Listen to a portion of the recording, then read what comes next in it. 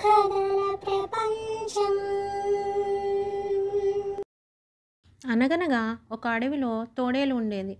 అడవిలో జంతువుల్ని చంపి తిని ఆకలి తీర్చుకునేది. ఒక్కోసారి మాత్రం ఎంత వెతికినా దానికి ఆహారం దొరికేది కాదు. అలాంటప్పుడు అది రాత్రిపూట అందరూ నిద్రపోయే సమయంలో ఆ అడవికి దగ్గరలో ఉన్న గ్రామానికి వెళ్ళి మేకల్ని చంపి అడవికి తెచ్చుకుని తింటూ ఉండేది. తోడేలు చేసే పనులను ఆ అడవిలో ఉండే ఒక కోతి కుతూహలంగా గమనించేది. ఆ విషయం తెలుసుకున్న తోడేలు తాను చేస్తున్న పనుల గురించి కోతికి గొప్పలు చెప్తుండేది. యజమానులకు తెలియకుండా మేకల్ని ఎలా చంపుతుందో కోతికి వివరించి చెప్పేది. ఆ మాటలు విన్న కోతికి తోడేలు ఊరి వాళ్ళ కళ్ళు గప్పి మేకల్ని ఏ విధంగా పట్టుకుంటోందో చూడాలనిపించేది. ఒకరోజు కోతి, "నువ్వు ఆ గ్రామానికి వెళ్ళేటప్పుడు నన్ను కూడా తీసుకెళ్తావా? నీ పనితనం చూడాలనుంది" అని తోడేలుని అడిగింది. దానికి తోడేలు, "ఈ రాత్రికే నిన్ను తీసుకెళ్తాను, సిద్ధంగా ఉండు" అని చెప్పింది. తన ముచ్చట తీరబోతున్నందుకు కోతి చాలా మురిసిపోయింది.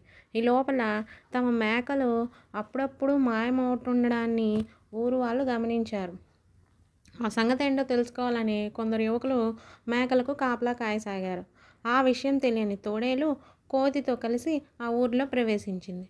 మేకలను తినటానికి వాడి దగ్గరికి తోడేలు వెళ్ళటాన్ని ఆ యువకులు గమనించారు. మేకలు ఎలా మాయమవుతున్నాయో వారికి అర్థమైంది. వెంటనే తోడేలు పైన కర్రలతో దాడి చేశారు. పక్కనే ఉన్న కోతిని కూడా కొట్టసాగారు. ఆ దెబ్బలు తట్టుకోలేక కోతి, "మీ మేకల్ని తినడానికి వచ్చింది తోడేలు, నేను కాదు కదా, నన్నెందుకు కొడుతున్నారు, వదిలేయండి" అని ప్రాధేయపడింది. తోడేలుకు సహాయంగా వచ్చిన నిన్ను ఎలా విడిచిపెడతాం అంటూ ఇంకాస్త గట్టిగా కొట్టసాగారు. ఆ యువకులు తోడేలు వైపు తిరగగానే కోతి నెమ్మదిగా అక్కడి నుంచి తప్పించుకుని బతుకు జీవుడా అనుకుంటూ అడవికి చేరుకుంది. దొంగతనం చేయడమే కాదు, దొంగ పనులు చేసేవారి పక్కన ఉండడం కూడా తప్పే. ఇంకెప్పుడు ఇలాంటి బుద్ధి తక్కువ పనులు చేయకూడదు అనుకుంటూ లెంపలేసుకుంది. Thank you for watching the video. ఈ వీడియో కనుక మీకు నచ్చినట్టయితే లైక్ చేయండి, ఫ్రెండ్స్కి ఫ్యామిలీ మెంబర్స్కి షేర్ చేయండి. మరిన్ని ఇలాంటి వీడియోస్ కోసం మా ఛానల్ని సబ్స్క్రైబ్ చేసుకోండి.